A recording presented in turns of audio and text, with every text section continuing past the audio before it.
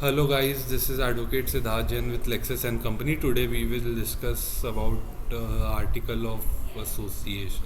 Article of Association specifies the rules and regulations of a company's internal affairs dealing with the management. It also defines the purpose of the company and outlines the ways in which the company should accomplish its tasks. The task includes the preparation of financial records and management of financial records.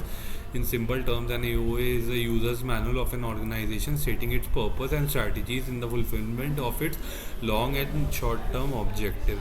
The main focus of an AOA is to give its readers information regarding the method used by the organization to accomplish its daily, quarterly, monthly, and yearly objectives.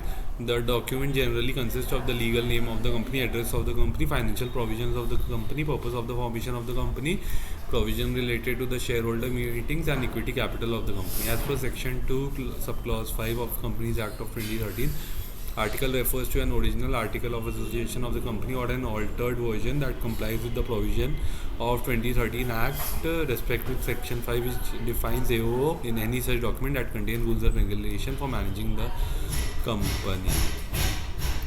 The basic difference between MOA and AOA is MOA is a document including every fundamental information essential of the incorporation of an organization, whereas AOA is a document including every rules and regulation governing an organization. The purpose of MOA is defining objectives and conditions of an organization and its incorporation. The purpose of AOA is defining rules and regulations governing the internal management of the organization of accomplishment of its goal.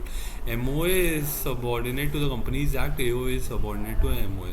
An MOA defines the objective, powers, and limits of an organization, whereas an AO defines the powers, rights, duties, and liabilities that comes within the members of the company. The relationship of MOA connects the outsider with organization, and AOA connects the members of an organization with the company itself.